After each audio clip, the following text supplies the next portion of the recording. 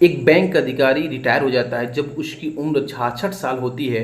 तो फेसबुक पे एक अकाउंट बनाता है जिसके माध्यम से 17 साल की लड़की से उसका कांटेक्ट हो जाता है और अपने ही अकाउंट से 97 लाख रुपए उस लड़की को दे देता है, जो कि एक फ्रॉड होता है। जो 17 साल की लड़की होती है कैसे उसको ठग के पैसा लेती है, मैं आपको इस कहानी में बताने जा रहा हूँ।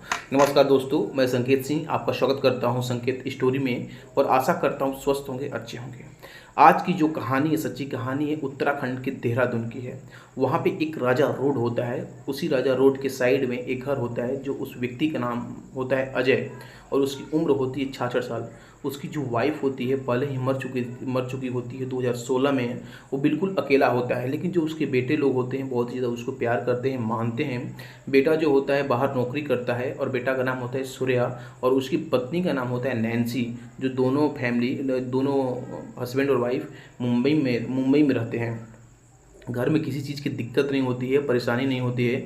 बेटा अपने बाप को बोलता है कि आप मेरे साथ आ जाइए, वहाँ से जो कुछ भी हमारी प्रॉपर्टी है उसको सेल कर दीजिए, बेच दीजिए, और आप मेरे पास आ जाइए। यहाँ पर किसी भी प्रकार का कोई दिक्कत नहीं है। लेकिन जो अजय होता है वो मना करता है, बोलता है हमारी भी कुछ मान सम्मान है, ये हमारा घर का एक प्रॉपर्टी है, इसको हम बेच नहीं सकते, जन्म स्थल है मेरा। ये बोलकर जो अजय होता है अपने ही बेटे को, सूर्य को, समझा देता है। लेकिन जो सूर्य होता है जैसे ही उसके पिता का बर्थडे आता है, उस पर एक बहुत ही बड़ा टीवी भेंट करता है, देता है, गिफ्ट देता है।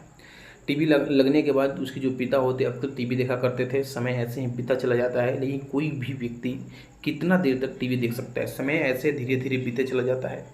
एक दिन फिर से जो उसका बेटा होता है अपने ही दोस्त के माध्यम से अपने पिताजी को एक बड़ा मोबाइल और एंड्रॉयड मोबाइल गिफ्ट करता है, और अपने दोस्त को बोलता है कि इस पे तुम अलग अलग अकाउंट बना देना, अलग अलग वेबसाइट पे जाके अकाउंट बना देना, जैसे फेसबुक, इंस्टाग्राम और यूट्यूब जाके अकाउंट बना देना, जिसके चलते उनका टाइम पास हो जाएगा।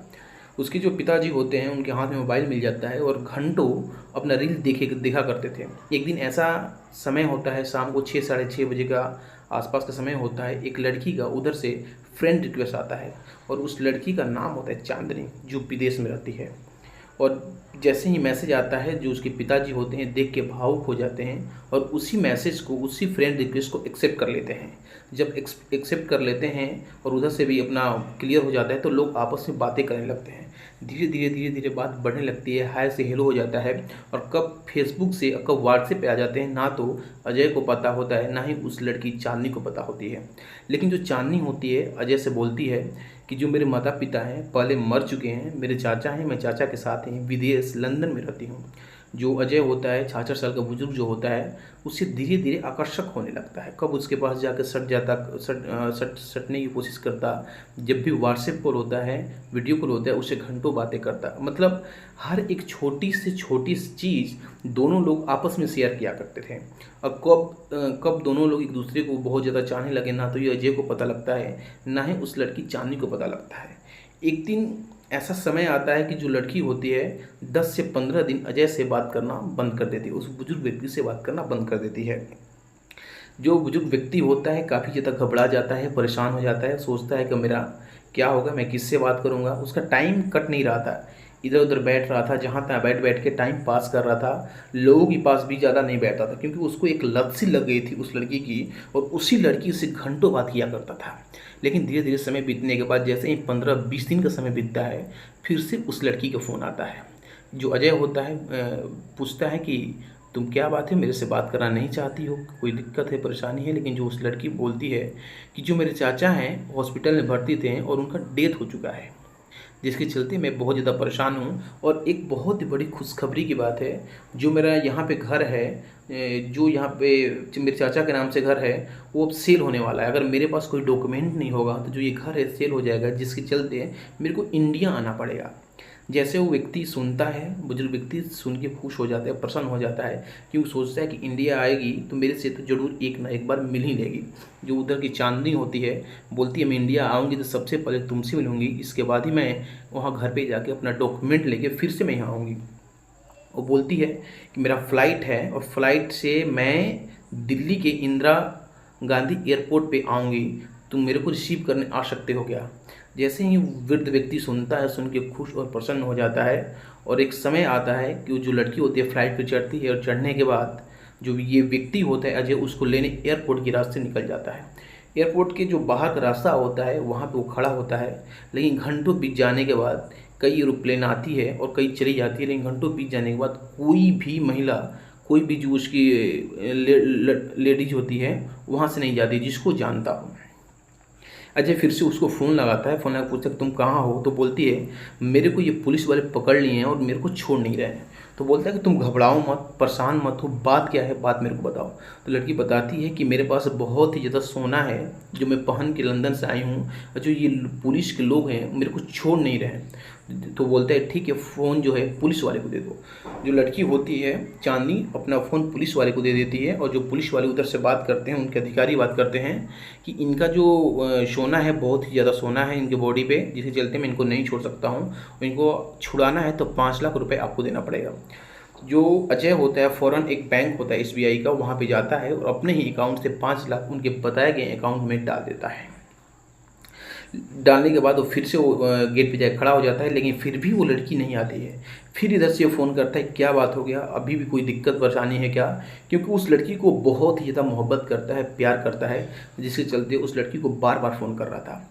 फिर से उच्च अधिकारी का फ़ोन आता है कि हम इनको नहीं छोड़ सकते हैं, क्योंकि इनको 5 लाख रुपये कहाँ से आया, मनी लॉन्ड्री का हम इन पर केस बनाएंगे और केस बना के इनको जेल भेजेंगे, हम इनको नहीं छोड़ सकते।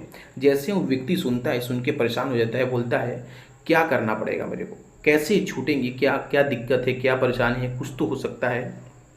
तो बोलता है मेरे को 20 लाख रुपए चाहिए जिसके चलते मैं इनको छोड़ दूंगा।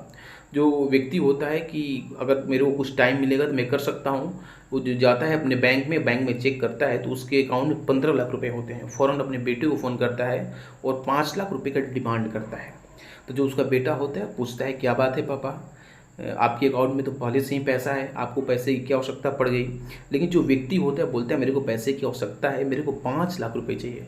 जो उसका बेटा होता है सूर्या उधर से 5 लाख रुपए अपने पिता के कहने पे डाल देता है, और जो इधर व्यक्ति होता है बताया गया भारतीय बैंक के अकाउंट होता है उसमें वो पैसा डाल देता है, और डाल के वहाँ पे खड़ा हो जाता है। फिर से उधर से एक फ़ोन आता है, उस लड़की का फ़ोन आता है, जबकि वो जोर जोर से रो रही थी, चीख रही थी, चिल्ला रहे थे। उधर से आवाज़ यही आता है कि ये लोग मेरे को अभी भी नहीं छोड़ रहे हैं और मेरे को लंदन भेज रहे हैं।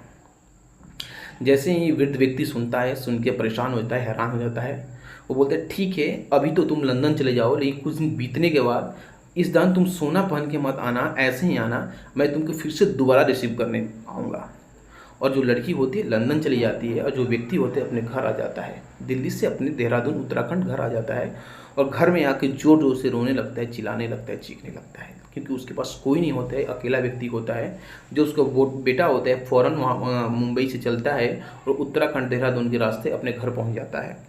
जब घर का दरवाज़ा खोलता है तो देखता है कि जो उसके पिता हैं रो रहे हैं। जैसे ही अपने पिता को रोते हुए देखता है तो बोलते हैं कि क्या बात है, अब क्यों रो रहे हैं। जो उसके पिता होते हैं कोई भी बात छिपाते नहीं हैं, जो सारा का सारा बात होता है अपने ही बेटे शौर्या से बता देते हैं। शौर्या सुनता है तो फ़ौरन उनका जो बैंक का पासबुक होता है उसको लेकर अकाउंट जाता है, और पता चलता है कि 7 दिन के अंदर 97 लाख रुपए गायब हो चुका है, उस अकाउंट से कट चुका है, मतलब कि कोई ले लिया है उस पैसे को, उसके जो पिताजी हैं उस लड़की को दे दिए हैं।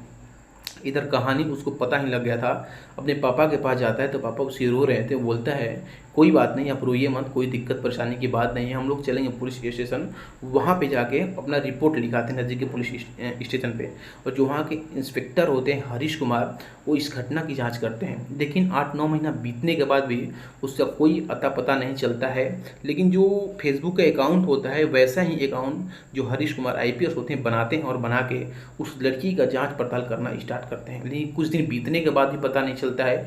लेकिन कड़ी मशक्क़त, कड़ी कार्रवाई के दम पे ये पता चलता है कि एक अकाउंट है जो गाजियाबाद का अकाउंट है, लेकिन ये अकाउंट फेक अकाउंट है।